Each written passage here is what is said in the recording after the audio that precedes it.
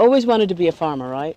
Always. But I didn't have the confidence. I just didn't because it wasn't something I saw growing up. I didn't see, nobody said, when I grow up, I want to be a farmer. Right. Like as a real deal. Like, are you serious? That's what, we're paying school fees for this? And I kind of just kept it inside. And it was just there. I just wanted to do it. But I just said, how could I be a farmer?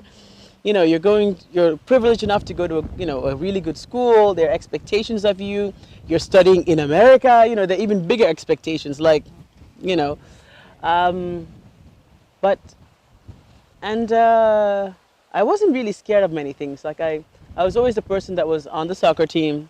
I played track. I did that.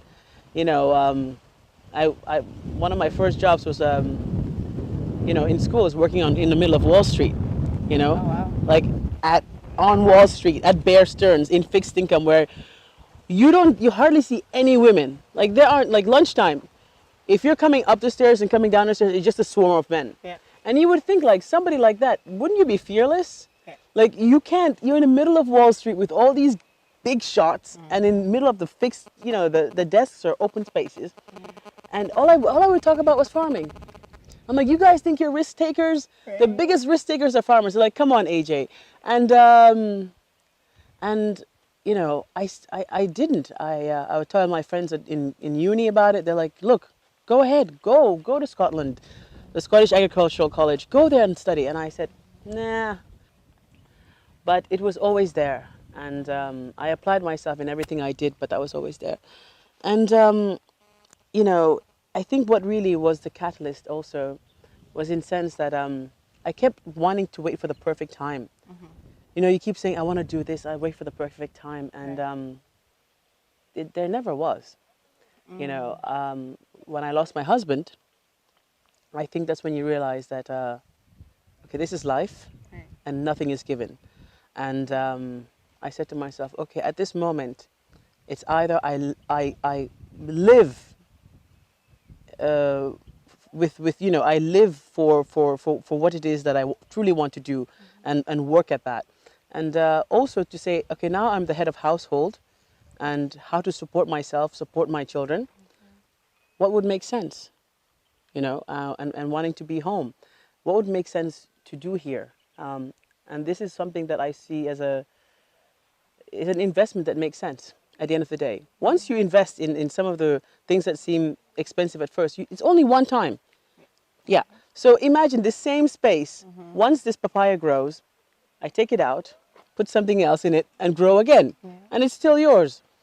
But, farming is that thing that I think in many ways, it's something that goes with anything. Die-hard civil servant, you want to serve your country. My mother is a nurse, graduated from Armitage, yeah, and also loves farming.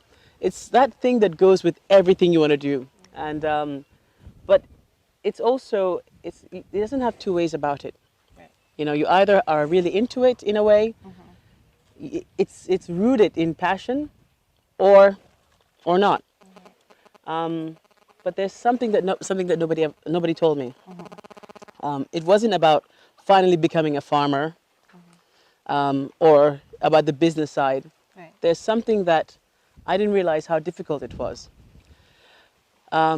which is the decision as a farmer. You have to work the soil. But there's something on the soil that you found. There was something growing there. There are trees. There were other trees already here. And one of the most difficult things I faced so far is having to make the decision that I'm a farmer. Yes, I'm growing. I'm going to take care of the soil and be responsible and grow food, goodness, and then give to people, right? But then the other decision is that you have to take something out. There's some species of trees now, we don't have it anymore. Right. Like the santang. Yeah. Yep. These things, we don't have them anymore. I mean, the country's changing, we're changing, there's urban development, and it comes with its own, it's necessary, but it comes with its own disadvantages. Right. And what I've tried to do is that I found there's some species of trees here, that's it. Like the santang. So I go out of my way that I'm not going to cut this down. We have a mampata. We have several mampatas. Really? Yeah. We have several mampatas that are just, I mean, these things, we also have other trees have medicinal purposes. Right. You know, there's, one day I came here and I walked across and there was somebody there, an old man. I was like, hi. And he's like, I was like, assalamu alaikum. He's like, wa alaikum assalam. I said, how are you? He's like, okay. And I said to him, okay, what's going on?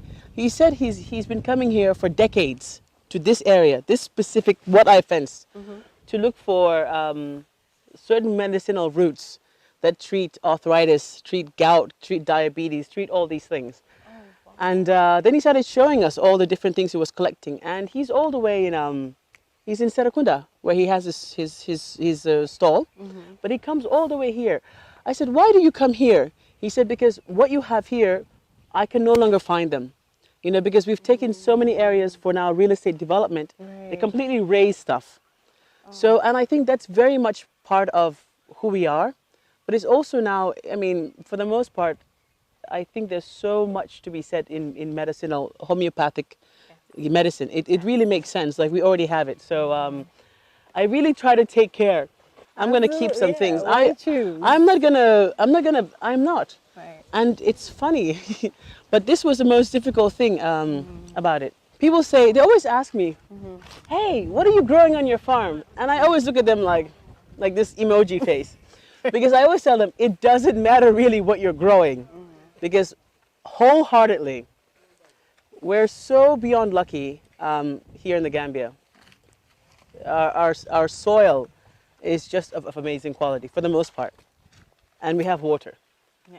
It's not like you're digging forever and ever. No, you don't. Exactly. And you have great water, you know? It's not salty, it's unbelievable. Right. And that's why I never bother about what I'm going to grow. The other thing is that we don't supply for the market. Okay. We don't have enough supply for the market. Okay. So that's also why I say that, you know, you're telling me, what are you going to grow? I'm like, I'm growing onions right now. You know, we're going to put in onions. This is okra that you just passed. Right. We had our bed of tomatoes. We have courgettes. We have cucumbers coming up. You know, we have peppers, sweet green peppers are being transplanted, and the salads. We'll see that later. Okay. The nursery salads. Nice. You literally look at the size of these onions. I mean, but you know, you saw the onion, but there's something else you didn't notice about it. The leaves. These are absolutely delicious. So what we do is that we take this and we solo dry it, and then you use it as a spice, as an added seasoning. So what we focus here on Grow Our Africa, we focus on spices for our processing and added value. Yeah, that's you know, if not, that's how we also deal with wastage. Right. It doesn't really make sense. Same thing with the okra, turning it into a powder, you know, just like that with an implement, right? Literally, it would do all the weeding. So I change the heads. I can do weeding, tilling the soil, spraying. I can do cutting, and that's it. So we're not talking about like super fancy, crazy things that are difficult to maintain. Right. You know how long this has been available in the market? For decades. What do your kids think about you being a farmer? They're absolutely proud of it. I mean, you know, it's to say to their friends like, "This is from our farm." Like, you know, that's just, they have something to show. Like, this is from our farm, and they're out here, and they absolutely love it. When I saw them out here, and I see just how they feel about the place. The other one, she's 3 years old, but she just loves it. She's got stuff to do. And the 12-year-old, like, she gets it. And I'm like, okay, we're doing the tomatoes together. And I'm not forcing it on them. Right. But it's fun, it's interesting. And I can see that they're proud, you know, to talk to their friends about it. Their friends want to come here. You know, I was like, okay, summer camp, you can have it here. Yeah. But if anything, I don't need my children to be farmers. Right.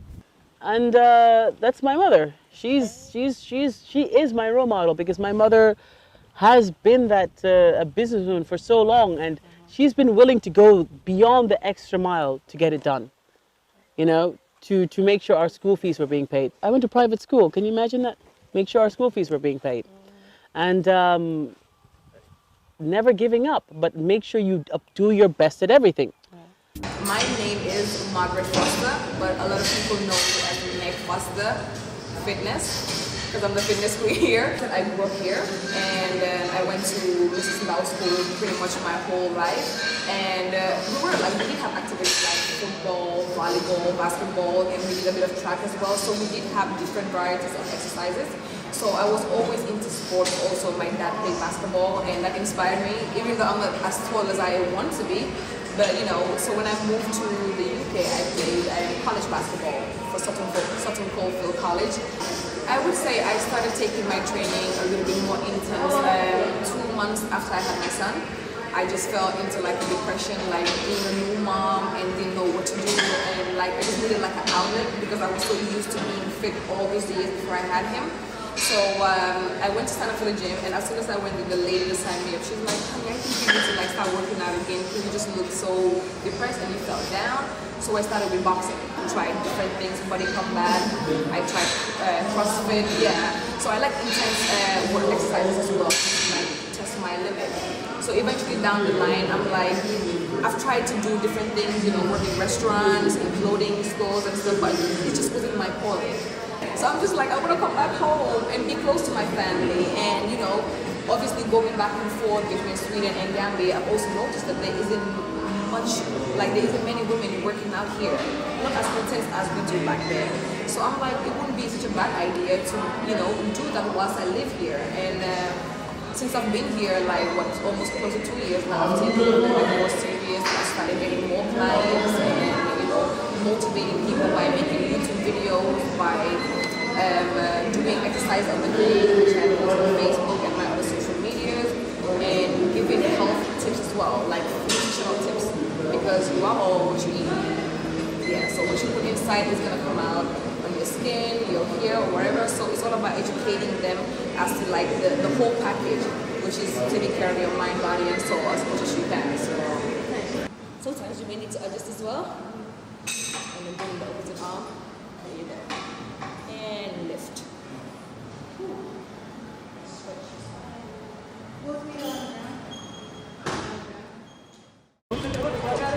That's why I choose doing sports, because I'm not doing one individual sports. I'm doing 3 individual sports. I'm doing basketball, athletics, and powerlifting. All the 3 I'm doing that. In the afternoon I go home, but in the morning I used to go to the market to do what others do, because I'm not working. I have to feed my family. Of course, I have to go and beg. I'm not doing nothing. I have kids to support. They are going to school, and I'm a single mother. All that I have to do it. I pay their school fees. If I sit at home doing nothing, they will not go to school. I want them to go to school. That's why I go and beg. Right now, I don't have a husband. I got divorced 2011. Yeah. But my husband was playing basketball. It was nice. I have fun there. I've seen what I've never seen before. I've associated with other disabled, but Gambia that's the first time to represent the Gambia at the Paralympics. We don't have enough things to do there. We just do the athletics, and we did not have the materials to compete with the others. That's why we did not have nothing there. We did not came out with any medal. Representing the Gambia, came back and start with 0, because anyone you ask that time, it was tough for me. Anyone you ask for even $1, they will tell you that you have money, because we saw you at the television. They say they give you money. Gambia.